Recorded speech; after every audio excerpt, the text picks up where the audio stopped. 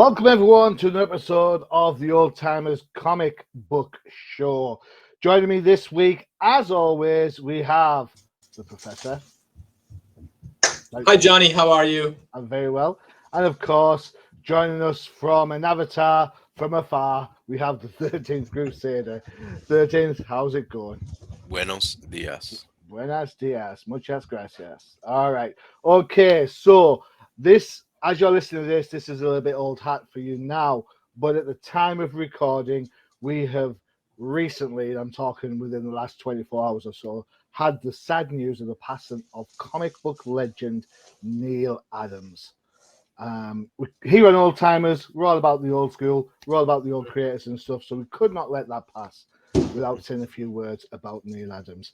And as we prepared the show, the Professor and the 13th and I put our heads together to come up with a couple of classic covers, as you will, that would kind of talk about Neal Adams. So we're going to start off with this. So let's have a look. Boom. There you go. There's some of his probably not mentioned as much Marvel work. Would you agree, Professor? I would agree. His Marvel stuff is not as well known as his Batman stuff. Not even close. But he started off at X-Men, did Avengers, and was doing covers throughout the Kree-Skrull War. Did some interior art. Amazing stuff. It was once, you're going from like a John Buscema to jump into Neal Adams and some Barry Windsor Smith, but Neal really stood out. With his knowledge of anatomy, his realism. I read a quote yesterday from Alex Ross that said that if Neal never was a comic book artist, then there would be no Alex Ross or no painters really doing art. So, and I mean, look at that X-Men cover. That's in the 50s, or it might be in the 60s actually. Yeah. So in the number wise, when was that historically? That must have been late 60s, early 70s, was it? 57. That's mid 60s. All right. So look 67. at the level look at the detail on that book. It's absolutely far and above anything that we'd seen from either company up to that point. Yeah. Marvel was still trading on the Jack Kirby stills, and along comes this art style that's super lean and super torsoed and super defined. The X-Men book, I like Adams' X-Men stuff more than his Batman stuff. I've said it before. Yeah. So I think. Sorry, go ahead. No, I think Neal Adams stuff was right when Marvel was trying to get away from the Kirby clones or everybody trying to look like Kirby, because Neal did not, and it was one of those just kind of like a refreshing change of pace from the norm, and Neal really kind of was a trailblazer as far as that one, as far as like 70s type comic book art. Cool. 13th, your thoughts on these two?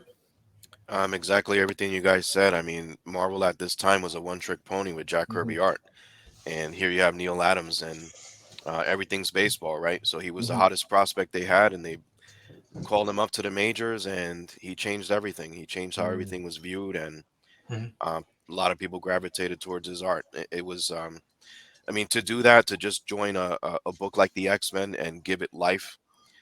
It was something else, and then again he graced the pages of Avengers, so that's on the Marvel side, and his art, even his early artwork, was phenomenal. I find it when I look at these two closely, think his X-Men stuff is super more realistic than his Avengers stuff. But I agree with you. Yeah, cool. We also have a couple others to look at, so let's have a look, see if we can. There you go. That Ali cover is more of iconic, right? That's kind of known more outside of the comic book realm too. Well, I will say this: there's I don't normally promote other shows or anything, but there's on Amazon Prime. There's a show called Comic Book Guys. It's where the Kevin Smith comic book shop in New Jersey. Oh, the Secret Stash. Yeah, Secret Stash. Yeah, they do like a TV show and stuff. And Neal Adams pops in and he talks about how much he hates this Superman cover here, because he said in order to make sure they had the dialogue there, he had to extend that leg more than it needed to be. and every time he looks at the picture, he hates that left leg. So, but I think both covers are iconic. I think I've seen both of those massively all through time. 13th. Do you have a favorite between the two Superman covers there? They're both iconic. There's no doubt about it. And with the Neal Adams Superman Muhammad Ali cover, it wasn't just the two iconic figures. There was also the audience, where they were actual real life people mixed in. For example, you see on the bottom is Sonny Bono, I believe. So, Yeah. but then the other cover for Superman, that's been homaged to death. Yeah. So very iconic and very powerful symbol for Superman breaking the chains of kryptonite. So it's definitely two legendary covers. You can't deny it. And of course, you can't talk Neal Adams without talking a couple of other characters. And this time around, we've got, there you go, the classic Batman 244, Demon Lives Again cover. Story which was adapted, of course, for Batman the Animated Series. And of course, the big DC drug issue with Speedy on Speed. And the whole social justice thing that came across with Denny O'Neil and as the writer, and of course Neal Adams as the artist. I think these are two covers that, in my mind, just absolutely scream comic books. Yeah, cool. So even now, I don't think you still get that level of realism in certain arts. I know there's loads of artists try and do this. You know, you could argue Jim Aparo's an Adams clone. You could argue that Alan Davis is an Adams clone. You know, these are all like the next generation thereafter. It's one of my favorite things Davis, with Neal Adams in DC is the Ra's al Ghul, the whole storyline with Talia and the League of Assassins.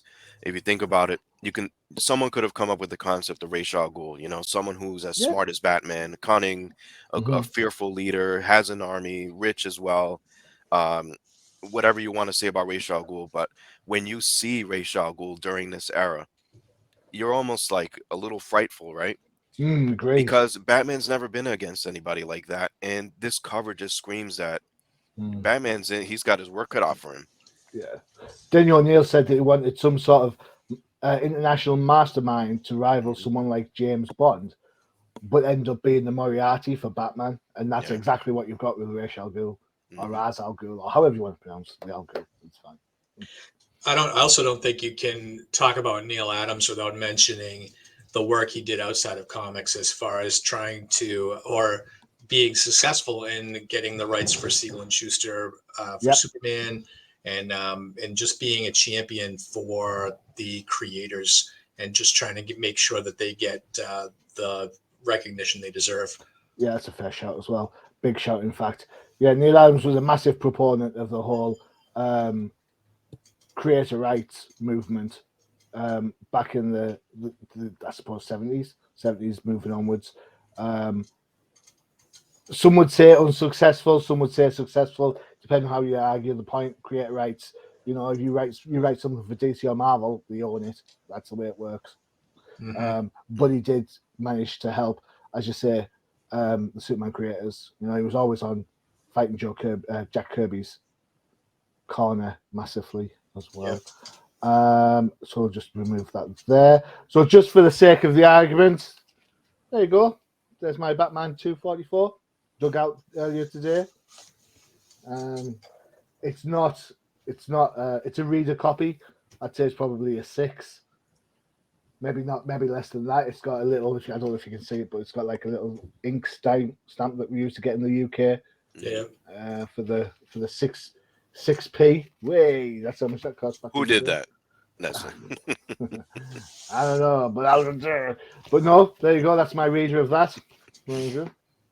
Prize possession. Okay, cool.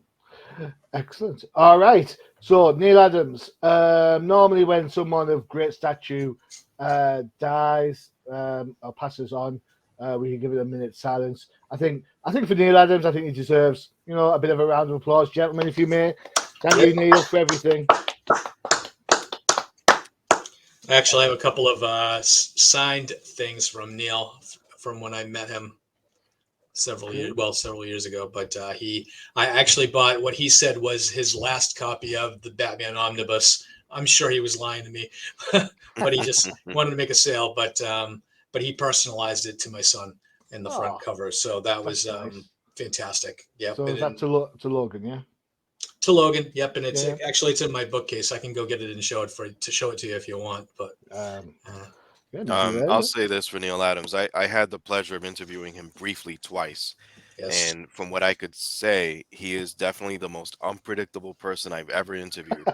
100%. And he is the consummate businessman, but also a gentleman. Yeah. And he was also never afraid to talk about art, never afraid to talk about himself. He knew he was a legend.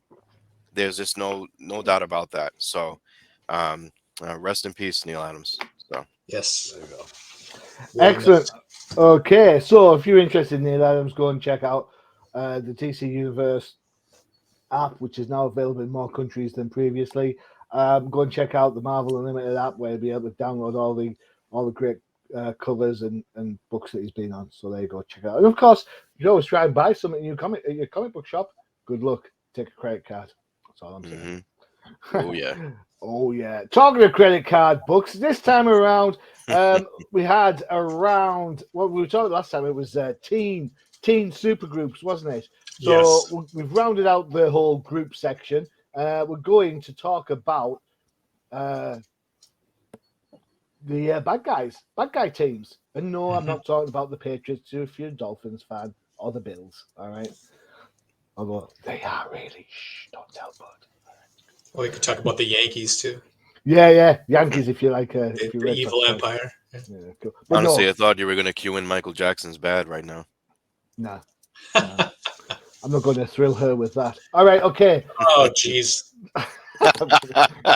Anymore, you'll tell me to beat it, right? Yeah. All right. So, other than the super groups that we talked about, the evil groups that we talked about for these three books, what other groups came to mind, Professor? Which ones came to mind? Not the ones we talked about. There were two groups that I was on the fence about that I didn't pick, and one Okay. of them was the Marauders for the X-Men, because That's a I good show. love that group. Mhm. And it was, and their first appearance was just so devastating to the X-Men. So that was worth a shout to me.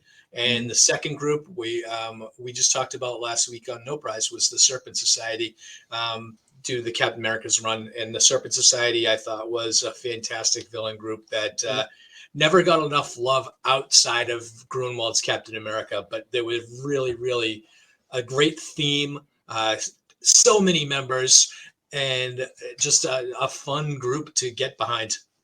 No Wrecking Crew. Oh, well, the Wrecking Crew is included in my pick. Is it? Is it? They're not going to be. We're not going to talk about. All right. them today, Okay. Fair enough. Fair enough. All right. 13th. What about yourself? Which almost runs, almost made it. Some of them may be corny, but the Legion of Supervillains, seldomly spoken about. Then who was the other one? Oh, the Brotherhood of Evil Mutants. Oh, that's a good shout. And then, Yeah, of yeah, course, yeah. the Sinister Six, which, Yeah. at that time in Spider-Man, you're like, you've seen all these guys, but not all together at once. Yeah. And Cool. how powerful were they against Spider-Man years later? So, And that's Spider-Man Annual 1, isn't it? Sinister Yes. Six. Yeah. Yep. Great. So, My first introduction to Steve Ditko art. There you go. yeah. Yeah. A highly sought after book, by the way, the Sinister Six. Yeah. Good luck getting it now. For me, it was going to be a toss-up between the Hellfire Club, because Emma Frost, right? Am I right? Oh, you're right. Oh yeah. I'm right. That's all I'm saying. Emma Frost, and I thought about this long and hard, and I think it leads to my pick actually. But I thought about the Injustice games. The Injustice Gang. Yeah, I thought the Injustice game, where how the regime becomes like the bad guys led by Superman and Wonder Woman and all that sort of stuff. I don't think it fits the time. It doesn't fit our time frame, but that's the kind of where I was like, that'd be interesting to talk about. So I have to save that for another, not so old timers comic book show. But anyway, we're going to go through this alphabetically. First up is the Professor's Choice. Boom! There you go. This is Avengers number 6 from 1964. Couldn't find it on the bidding site. However, on Go Collect at 9.6, This is a princely $10,000 on the button. There you go. Really? Yeah. If you've got All those Silver Age books are. I have a 6. I just don't have a very good copy. I don't think. A grade 6 is $525. Dollars. There you go. So it is Murder's Row. It is the height of Marvel. So you've got written by Stan the Man Lee, art by Jack the King Kirby, inks by Chick Stone, and letters by S. Rosen. I assume that's Sam Rosen, Professor. Is that right? Yeah, you're right. Yeah, cool, yeah. Excellent. All right. So what's the deal with Avengers 6, Professor? Well, Avengers 6 was actually the introduction of Baron Zemo and his Masters of Evil, and this actually continues the retcon game that we did from about a month ago, which I thought was an interesting take, because now we have more an expansion on Captain America's origin. So now you just don't find out that Bucky got killed in action in World War II. They retcon this into plugging Baron Zemo into World War II and saying that he's the one responsible for Captain America being in ice and for Bucky's death. And now we have Baron Zemo appearing here with a new group put together of previous villains that we've seen before. If you've read Strange Tales, or if you read Journey into Mystery, you have the Black Knight, the original Black Knight. You have the Melter, and you have the Radioactive Man thrown in here. The thing that I love about the Masters of Evil is because they're made to be, of course, the Avengers antithesis group, right? And you will see in 13's pick, right? The same thing, kind of like you have these classic villains that are tailor made to take on the specific hero, and you see at the beginning that Iron Man doesn't want to fight the Melter because the Melter can melt his armor. it's kind of simplistic, right? And then of course the way to beat the Masters of Evil is for everybody to switch up their villains, and everybody defeats someone else. I thought the introduction of Baron Zemo in this was genius, and it builds out to the future for the Masters of Evil as well. Baron Zemo doesn't really last too long. He gets killed off in Avengers 15, and you never see him again. He's actually dead, right? In fact, they introduce his son decades later. And he ends up heading up the new Masters of Evil, which are even the Under Siege storyline is one of the greatest Avengers stories of all time. So this book, and actually, little known fact here is that bald guy behind Baron Zemo in that panel we're looking at is actually the future Power Man / Goliath. And he ends up in the next Masters of Evil storyline being transformed into, did they call him Power Man, or was he like the smuggler or something? And so something. I don't know. I think he was the original Power Man. Yeah. He changes his name after Luke Cage beats his ass. the not powered man. Yeah.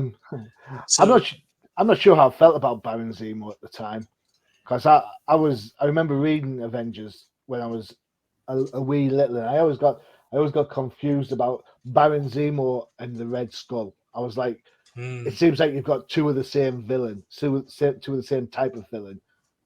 And I always kind of thought they were interchangeable. My problem with Baron Zemo is, he's had that adhesive X that he can't take his mask off, and that's the whole idea behind this book, is that they're trying to get the Paste Pot Pete's dissolver so that he could take his mask off. I always wondered how that. I always wondered how Baron Zemo ate. Yeah. IV. Get the mask off. He took IVs. Maybe that's what it is.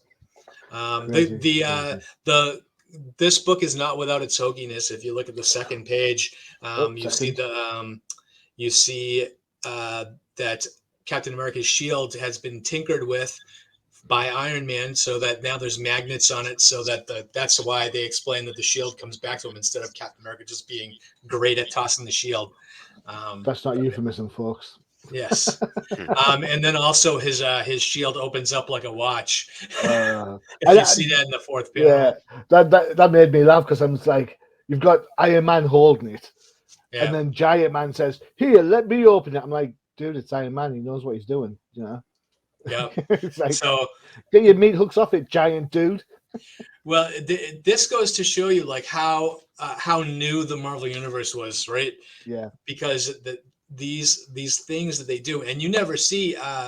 I don't think you ever see the magnets after this appearance, and No. you surely never see anybody open Cap shield up like a Timex. Yeah. And to me, I thought that was really funny, but also the genius of Kirby, because if there's anybody that can mess with Cap's character, right, Mm. it's Jack. Well, he Hmm. created him, so Yeah. he co-created So him, I should say. Yeah. so anyway, the reason I ended up picking the Masters of Evil was because just like the Avengers, their membership was fluid. And this is the only iteration of this particular Masters of Evil. The next one has Executioner and Enchantress the next time they appear. Um, and then later on, you have Ultron's Masters of Evil Mm-hmm. that he heads up. And then, of course, later on in the 80s, you get the second Baron Zemo with Mm-hmm. his lineup. That was just I want to say a wrecking crew, but it definitely actually had the wrecking crew in it, along with Absorbing Man and Goliath, and several. None of these members ever return. Mm. Radioactive Man, Black Knight dies in his next appearance, or actually, it's a flashback. Right, Mm. the next time you see him, it's a flashback to his death. So, so it's interesting stuff. I love the early Marvel stuff because everything is brand new. There's a lot of Mhm. these characters that none of these characters are new. I love the fact that they bring them back for their second and third appearances and have Mhm. them just face off against these guys. Um, so I'm interested to see what you guys think about the Masters of Evil. Well, 13, what do you think? Well, as a kid, reading the Under Siege storyline in the with the Avengers and Masters of Evil definitely opened up my eyes to what the Masters of Evil were, Mhm. and like everything, my natural instinct was to learn the history. Hmm. So for many years, I went on a quest to look for this book, and I do own it. I love it, and like Bud said, like everybody was just tailor made to go up against the primary characters of this book, and for early on in Avengers history too. Mhm. This is really Cap's third time in the modern age appearing with the Avengers, and the fact that they used a retcon and used it well to kind of Hmm. insert Baron Zemo in here and have his impact be felt in Avengers lore is incredible. If it wasn't for that, I don't know what we would get later on in history with Masters of Evil. This wasn't when you're reading this book, you got the sense of this is not going to be the last time we see this group. Mm. When And I when I first read this book, I didn't know it was the first time we'd seen Baron Zemo. I thought there might have been another appearance of him somewhere. Is That's that how, because? that's how well the retcon worked. correct, correct. Yeah, and it made sense. The origin of Baron Zemo, him having killed Bucky. Then you suck Baron Zemo. Obviously, it didn't Mhm. work. But it made sense that he survived the entire time that Cap was under ice and coming back, and just comes to that realization like I didn't finish the job. Mm. And but this time I'm going to be smarter about it. I'm going to get help because Cap has help. So it all made sense. Everything blended well. And the villains used here at first, like Bud said, they appeared in early Marvel titles, and they made sense to be like the Mhm. the primary nemesis for each of the heroes here. So everything kind of worked out. There's a lot of funny things in here. The adhesive, the how easily fooled Zemo was. I personally labeled this canister with an X, so it's got to be adhesive X. Let me open it up, and it's a can of tear gas or a cure, Paste Pot Pete's formula. The scene with Iron Man carrying the barrel of Paste Pot Pete's dissolver, and him saying, "Oh, my back is breaking." When was the last time you had a recharge, man? You know what I'm saying? Like, you're supposed to be one of the most powerful people on the planet at this time. Yeah. So this was a fun book. I'm not just making fun of it like that. It's just I had a lot of fun reading this book, and there's history in here. The magnets make no sense. It's like, thanks, Iron Man. I'm glad Magneto's not our arch nemesis here. But it's a phenomenal book. I love this book. I do open up my copy every once in a blue and reread it because it's a piece of history. So it's a good book. Okay, cool. Well, I'm going to say something. Well, first of all, I'm going to say something really odd. I enjoyed the Paste Pot Pete reference. Paste Pot Pete, one of my faves. We all know how good Jack Kirby can be. I'm going to say this: I don't rate his Avengers as some of his best stuff at all. There's a lot going on. Yeah, Yeah. and I don't think I know it's early Marvel, but I think Stan tries too hard to make sure everybody's doing something. Mm-hmm. And I think that's epitomized with the whole, you know, Iron Man has to hold the shield while Giant Man fiddles with the shield.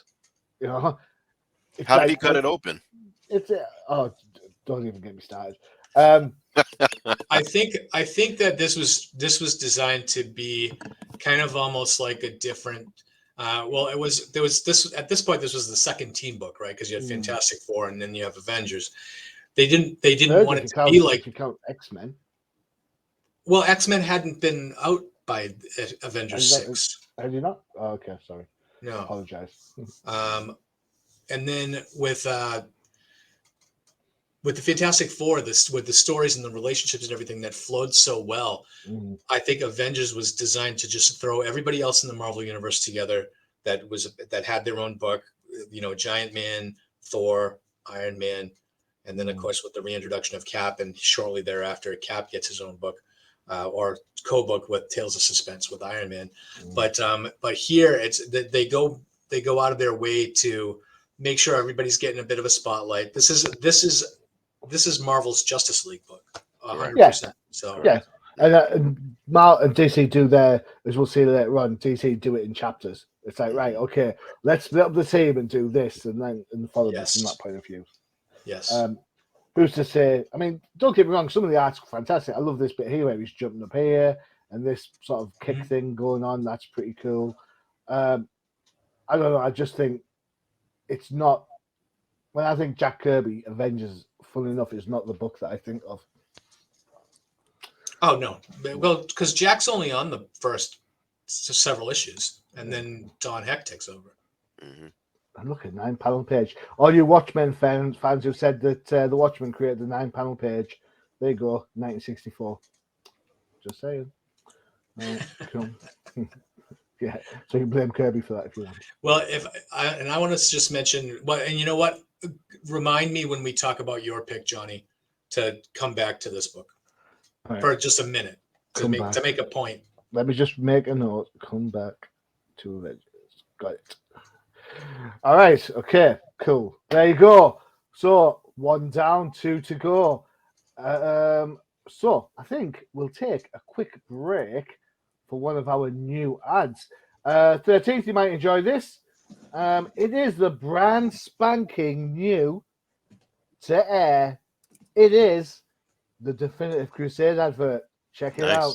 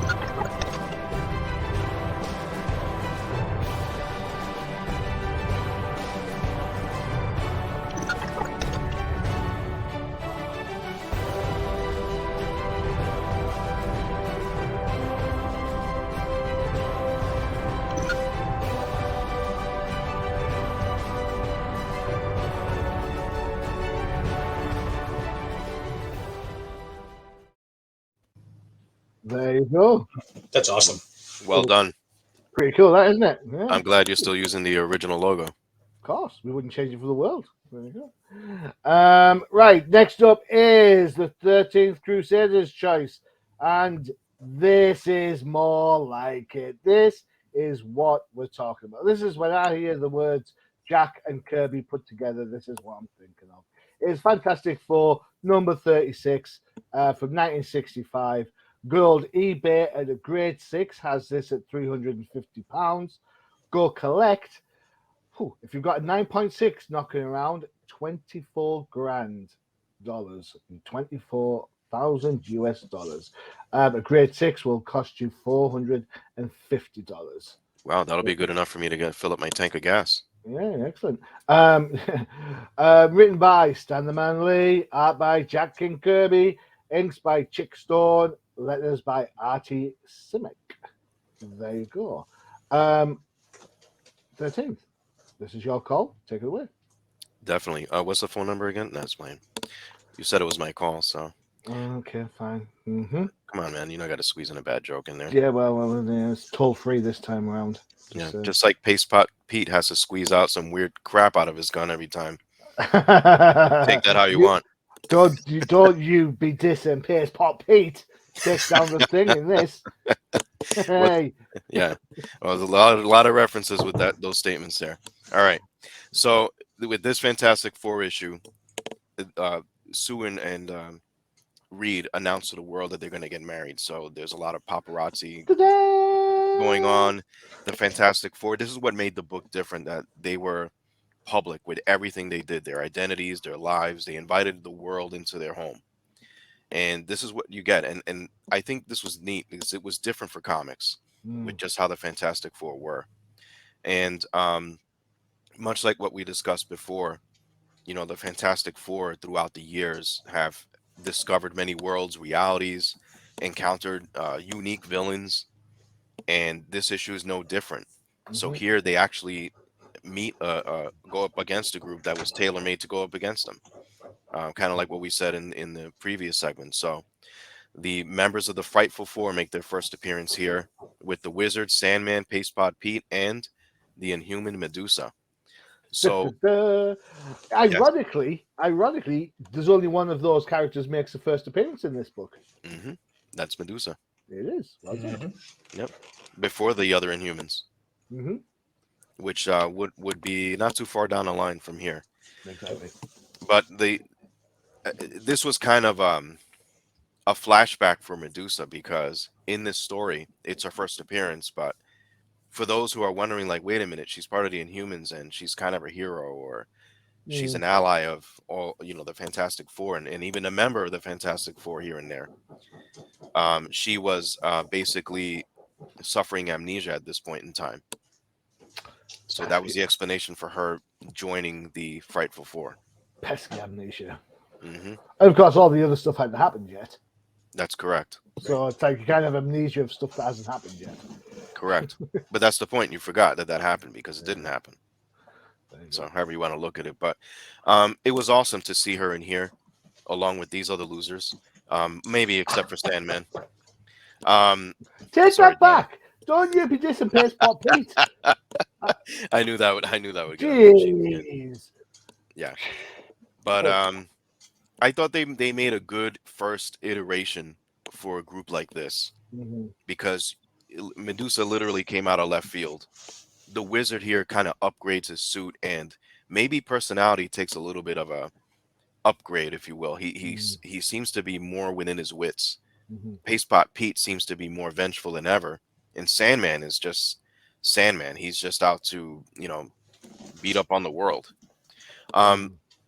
But this very page that you have here is iconic, right? Because this is the first time you see all four of the Frightful Four. But then the panel below is basically, a Marvel's who's who gathered together to celebrate Reed Richards and Sue Storm announcing that they're going to get married.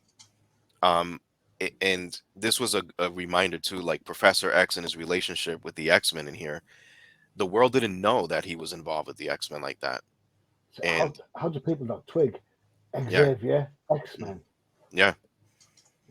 I'm like, yeah, that's right, because back then, Professor X was just a well-respected member of the community who was an expert in genetics or mutants and things like that. But no one would put two and two together. But not for a long time until he told the world that he was involved with them. The Lois Lane Commissioner Gordon syndrome Exactly. strikes again. Yeah, exactly. And when you Wait, where did see, Johnny yeah, go? I can't see him anymore. Where's he gone? Oh, there he is. Oh, it's all right. Cool. you revealed your secret to the world, Johnny. Well, damn it. I never knew. Uh, Um, the story's pretty basic in the beginning, just how the characters got together. You get the background of Medusa, you get the hoopla with Reed and Sue, but you almost find yourself rooting for the Frightful Four in a way because they were able to successfully infiltrate the Baxter building, and the first guy they take down is the Thing, and easily. So I was laughing. I'm like, get out of here. You go in there, you just Paste Pot Pete gets most of the credit, and then Wizard hits him with sleeping gas. What an ingenious plan. This is what you guys like toiled day and night for, but it worked. So how they, far they're for in the you? they're in the Baxter building, and the rest is history. They get round one against the FF. But then Alicia signals Johnny Storm. He comes in, and the party starts from there, and then the tide starts to turn. And for an introduction of a group like this, I think it was solid because, again, like I said earlier in Avengers, you knew this was not going to be the last time that you'd ever see this group. Mm-hmm. And they even tell you that at the end of the book, Mm-hmm. that it will not be the last time that you'll see them. And in a way, they escaped. So you knew this wasn't going to be over. And I like that. And the Fantastic Four was just probably the best offbeat book of its time, because if you were collecting at this period of time, you had no idea this was coming. And when it came, you're like, whoa. And we're gonna see them again, and you're like, but when, but when, but when? But then they'll throw something else at you, and then another thing, and then you'll see them. And then you'll see them part was with Medusa and the Inhumans, which is just cemented um, in Fantastic Four lore, and very vital part of Inhuman history, their interactions with the FF. So Definitely. a lot of history being made in this book. Cool. All right, Professor. Was this Yeah. let's go old school, no prize. Was this a flame on or was it clobbering time? Oh, this is come on, Stan Lee and Kirby's. I don't think Stan Lee and Kirby had a clobbering on Fantastic Four until like the issue 80 something, 86. But this is this is great. This is actually, I think, the first appearance of Medusa is kind of like the kickoff to a lot of stuff coming up that is like classically Kirby and the greatest renaissance on their run that they had. But kicking off Medusa, within a couple of months, you're going to get the Inhumans, and shortly thereafter, you get Galactus and the Silver Surfer and Black Panther, and it's almost like no one in comics could hold a candle to Lee and Kirby for this particular period of time from like 1964, 65. It's just insane, the creativity, the amount of creations Kirby was just putting down on paper from his pen, and the life that Stan Lee breathed into it. I mean, if you think about it, the Avengers and the X-Men, they're benefiting off the Fantastic Four sales in this book with their cameos. So Absolutely. It's an advertisement for those guys. Yep. I was surprised Spider-Man wasn't in there. Yes. He is. Oh, I missed him. In that panel. So did they. There he is. This top panel, nicking the cake. Oh, there we go. There. Yeah. I did miss him. No, yeah, and of course that was my skim through read that I did this morning. So of course I missed it. But the introduction of the Frightful Four again, and this is like kind of a parallel to what we brought up about the Masters of Evil before. Four tailor-made villains to kind of go one-on-one with the Fantastic Four. I thought it was ingenious to have Sandman as a member of the group because this is the first Spider-Man villain that appears outside of Spider-Man. So to kind of breathe life into this whole idea of a Marvel universe where everybody is existing together. So, and I love that the fact that they just changed his shirt from green to purple to make him. So the Sandman's, I think the Sandman's super. He's written better here than he ever was in Spider-Man. Oh, I think so too. Spider-Man is just a thug. In this, he's like, he's got Yeah, some game about him. Well, he's definitely dirtier. Sandman branches out, and he's hardly ever in Spider-Man again, right? I mean, he's in there for his first appearance in Amazing Spider-Man 4, but then his next appearance is in this, and then he's basically a Fantastic Four villain now. They steal him, and he hung around Frightful Four for quite some time. Yep, in different iterations too. And like 13 said, when they say at the end that this isn't the last we've seen of the Frightful Four, we see the Frightful Four quite a bit through the rest of Lee and Kirby's run. They appear several more times, and before the Galactus issue. So this is issue 36, and then we get the Inhuman storyline. But the Frightful Four is all over the place for the next year in Fantastic Four. Almost every month you see a little bit of the Wizard or Pastepot Pete. I think the Pastepot Pete's next appearance, he changes his name to the Trapster. But doesn't change his power set at all. No, we want Pastepot Pete. Pastepot Pete wins. And then who's the replacement for Medusa in the Frightful Four? Is Thundra? Or is I'm not sure. I don't know if Thunder eventually was. I don't know if she was the next one. I don't remember. Let's check. I think it was. I think. Wow, I can't remember who the. Didn't Lady Dorma too join Frightful Four? Oh, it was Lyra. Eventually, that's down the line. Yeah. Way down the line. Was Medusa a member for a while before she left? So let's see. Here we go. You've got the Frightful Four. I'm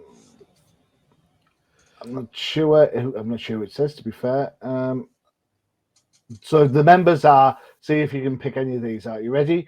Hydro Man, Claw. I think Claw's pretty old school. That's the DeFalco run from the early 90s. Sandman, Thundra, Titania.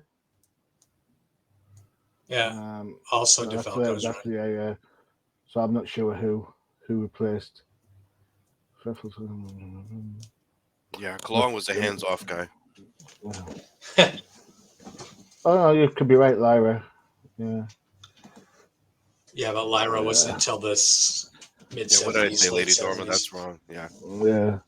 But interesting. It must have been Thundra. It must have been Thundra. Was the next one, but so they appeared. The Frightful Four appeared many times with Medusa until. Found it. It's Thundra. Thundra. There you go. Thundra. There you go. Cool. All right. There you go. Cool. Excellent. Yay. I'm happy I'm right. Yay. The professor is right again. So for me, this is Jack Kirby. This is when I think Jack Kirby. This is what I think of. What I think, as fun as this book is, and this is the Fantastic Four all over for me. There's lots of different things going on. You've got the family thing, you've got the engagement thing, you've got Johnny doing his thing. Then the action starts and they come back. For me, this issue just kind of it runs out of steam a little bit. From a story point of view, it's like everything. Oh, I thought you meant the spaceship. Well, no, the rescue from the spaceship, and then, oh, thank God they didn't realize we were knocked out. What? Everything was going so well up to that bit. I'm like, that's a pretty poor way of sort of like winning your battle, isn't it? The anti-grav disc was just on their back, so like why couldn't like Mr. Fantastic reach around and just take it off? Yeah, but it is what it is. I thoroughly enjoyed this. It made me remember why I like the Fantastic Four. So this was a good choice, a very good choice. Just watching Kirby draw Mr. Fantastic, and it's just like the kinetic energy that he puts on the panel is something. It's unlike anything you've ever seen. It's funny. I like the details on this panel, on this page, more than anything. I mean, you looked at the Avengers book, and it was quite a lot of the times it was just like a coloured background with the characters doing whatever it is they're doing. But I mean, there's a jalopy there, and then there's a garage with bits in. There's a lot of detail going into this. But that's what Well, Kirby excelled at. Like, look at all the machinery, like when with the yeah. Celestials and Eternals later on, New Gods, and even some of the mechanisms you'll see later on in Fantastic Four when Galactus appears. Mm. Kirby just excelled at machinery. Like I could never imagine sitting there drawing that level of detail for machines. No offense, machine. Sorry, it's fine. No offense taken. I'll take my glasses off. You won't even know it's me. It's fine. Is it true that Mr. Fantastic can only stretch because Kirby can't draw elbows? Cruel. And hey, that's what the knock was, wasn't it, back in the day? Just saying. Don't hate me. I'm just saying. So there you go, 2 down. So far, Fantastic Four's the big win for me on this one. So let's bring up my final, the final choice for me. He says, looking for it dramatically. It is. Well, we've had 2 Marvel books. We've already had the TDC advert for the Divinity Crusade, where they talk about DC Comics. So it's only fair we bring out the DC book, right? Boom, there you go. Justice League number 29. This is the first crime syndicate in all appearances. So this is you can get this on eBay for a whopping great £45. There you go. Go collect, have a grade 6 at 58. However, the highest recorded sale for this book was 9.6. It was back in 2011, and it was for $2,301. Somebody was obviously playing the bidding game very, very well there. Written by Gardner Fox, art by Mike Sikowski. Now, the credits on this, I've got a couple of credits. I've got I've got letters as Irish Snap as well as Casper Saldini. So I know that both are credited on multiple sites, so I don't know which one was right. So there you go. I'll go with that. So this is the traditional Crisis book, or one of the traditional Crisis books that Justice League love. It also is a Justice Society crossover, so you get to see the Justice League on 3 Earths. Right? You've got, Flash, Wonder Woman, Superman, Batman, Green Lantern on our Earth. Earth 2, you've got Hawkman, Black Canary, Dr. Fate, Dr. Midnight, and Starman. This is also the first appearance of the Silver Age Starman. There you go. And on Earth 3, you've got Superwoman, who's the evil Wonder Woman. You've got Owlman, which is the evil Batman. Ultraman, who's the evil Superman. Johnny Quick, who is the evil Flash. And of course, Power Ring, who's the evil Green Lantern. There you go. Story-wise, it's an introduction book. So you get to see the crime syndicate do their thing on their own planet. And then you realize that, you know what? We're off our game.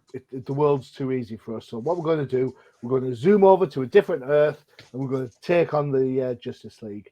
And as luck would have it, the Justice League are there, having a bit of a battle, so on and so forth. And then, surprisingly, the Earth 3 guys win.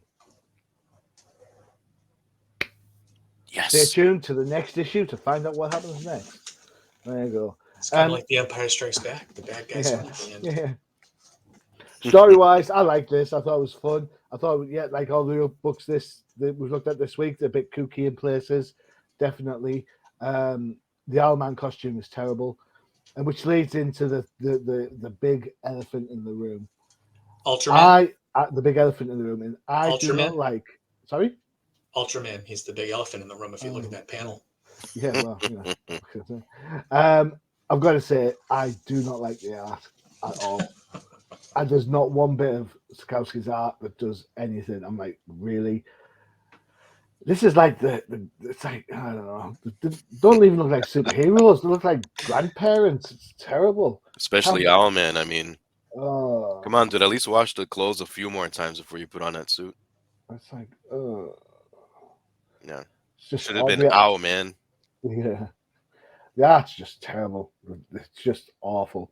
Even though I mean, look at that panel with Wonder Woman. Oh, it's just awful. It looks like a rag doll. Yeah, the art doesn't do it for me. Story-wise, it kind of works, but it's that chapter element. So I enjoyed it for what it was. I think I've got this in a reprint book somewhere. Um, but no, the art really spoils it for me. Sorry to say, Professor. You said I had to remind you something about Avengers. So I was going to kind of juxtapose the storytelling in Avengers versus we can just call it DC, Okay. but this particular book, Justice League. When I read Avengers, and this morning I read the Justice League book first, and then I read Avengers. This book just seemed, and I've said this before, formulaic to me, where Hmm. they break it into chapters, they find a reason to split the team into, you know, and then of course this one they split everybody up so that it's one person versus the other person, and of course they have to have Wonder Woman taking on Superwoman, Hmm. because you can't have the men fighting the girls, right? Um, Correct. but this, to me, when I put this down, and I was just like, oh, okay, it's kind of like a paint by numbers story. It's the villains go from point A to point B, the heroes go from point A to point B. Story ends at cliffhanger, that we know they're going to Earth 2. Um, and you could tell like there's certain they always have that introduction of like the kind of MacGuffins in these stories, like the kryptonite for Superman Yeah. or Ultraman. Um, but when I read the Avengers story and I got that kind of personal conflict between Captain America and Baron Zemo, where you just kind of like the first appearance of Baron Zemo, and it's already super personal because Baron Zemo killed Bucky and Captain America's out for revenge, Hmm. or stuff like that. That was the kind of story that sucked me in and made me become a comic book fan. If my first comic book was this one, I don't know if I would have ever started collecting comics. I'm Harsh. Yeah, no, and I'm not trying to be harsh. It's just that there was nothing in this book that sucked me in. The crime syndicate, they're all carbon copies of the Justice League. Johnny Quick and Flash looks frighteningly similar, as do Green Lantern and Power Ring. So you can't hardly really even tell them apart when you're looking at them from like a panel like this. Um, and really, I don't know what happened with Ultraman's costume, but he looks like he looks like my grandmother in a costume. It's just crazy. If Uh, anybody's interested in Bud's grandmother, by all means contact the show. We'll see what we can do to help out. it's a well, and I'm sure this is the Silver Age kind of like Kurt Swan look for Superman, right? Right. Um, so he always looked like a big triangle up top, broad shouldered, thinner waist, but he very kind of blocky. But to me, it's just the storytelling aspect of the book where it's just kind of a paint by numbers type story, which you get a lot of in DC. Um, so that's my knock on the book, but um, it's nice that there are a lot of better crime syndicate stories out there for sure. Mm, yeah, that's a fair shout. I mean, the Crime Syndicate, I think, um, are popular enough. I mean, they just recently had a mini run over in DC now, so they've still got some game. Um, but no, I think I kind of see your point. If this was a book that I picked up, I maybe would have been a little like, ooh, really? It's a bit Sunday morning cartoon, not comic book, I There you suppose. go. It's a Yeah, bit more, a bit too Super Friends. yeah, maybe. I didn't get Super Friends being in the UK, so what do I know? 13th, can you save this book? I'll give it a whirl, machine. Good man. Yeah, this book, I respect and cherish it at the same time, only because it is a vital part of Justice League history, and it opened up the door to the crime syndicate, like Bud said, that their future tales were definitely much better, and much more personal, if you will. So it added those elements, but not in this book. This was just meant to entertain a different kind of audience. It was meant to be a fun read. You know, Mm-hmm. I don't know what you guys did, but I read this in the old Justice League cartoon narrator voice the entire time. When the super beings of Earth 3 brazenly attacked the Justice League. So throughout the whole book, it read it out loud. It was fun. I agree with you guys on the art. It is nothing to, uh, I don't know. It's just not there. but I kind of like the concepts. It was just simplistic. Let's just take the Justice League and flip them over, see what we get. Um, what you get is an Owlman that was just a horrendous outfit. I couldn't believe he was the counterpart to Batman. Ultraman was a disappointment. Johnny Quick, the bane of all women, of course, of Earth 3.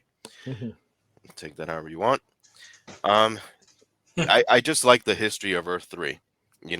How England won their freedom to the United States in the Revolutionary War. Are you kidding me, Earth 3? Oh, well. A small victory for the machine in this one. But yeah, I'm like, everything is opposite on Earth 3. It just makes you think for a minute when you see those 3 panels there with Christopher Columbus, the Revolutionary War, and then Abraham Lincoln shot President John Wilkes Booth. Man, but makes you kind of wonder if Earth 3 had a series back then, what else would we have learned? But yeah, again, it's an introductory issue, and there's just so many contrasts between Earth 1 and Earth 3. And I just think it's funny how it was the villains who discovered Earth 1 rather than the Justice League, or the Flash, right, on some random adventure thinks he's on Earth 2 and then he's here. Yeah. But here they had the villains come home first, if you will. Yeah. And then them kind of outsmarting the Justice League in a way and trapping them. Green Lantern here is an idiot. He builds an energy cage, and Owlman just walks through the bars. I'm like, you're an idiot, Hal Jordan. And not only did he do it, he did it again by not building a top to the cage, so Owlman climbs right out of it. The next one he builds. Well, what do you expect? Hal Jordan's an idiot at the best of times. That's what I'm like. Well, this is proof personified for him. I'm like, you know what? I'm liking Power Ring a hell of a lot more than Hal Jordan after this issue. I love Superwoman in this book. I think years later, she's a character that I really, really started looking into. Same for Owlman, because the relationship that they grew to have was just like, wow, it's like a power couple and things like that. And yeah, you just got to have fun with a book like this. That's all. It's good to have in your collection because, there's always a start to everything. And this was the start of the Crime Syndicate. So there you go. There you have it. 3 books and a homage to one of the comic book greats. I do like the cover though, Machine. I think the cover is awesome. The cover? In my opinion, I love how Black Canary's drawn. Yeah, she's not in the book. She's in the first page, just as part of the roll call, if you will, as they used to say. But I think the cover art is definitely solid, in my opinion, for this time. DC. Cool. I liked it. Right, there you go. As I was saying, 3 done, 3 up, 3 down. We're done. That's the end of the show. Professor, thank you so much for hanging out with us. Oh, thank you, as always. Appreciate that. And 13, thank you for taking the time. Also, of course, until next time, Machine. Thank you for that. Of course, don't forget to check out UCPN for all your favorite shows, including Professor. The No Prize Podcast, all about Marvel Comics, the MCU, and the shows on Disney Plus. There you go. And of course, you saw the ad earlier. Don't forget to check out TDC, the Definitive Crusade, for everything that is DC. Simple as. All right. I've been your host, Johnny Machine Hughes. And as always, adios.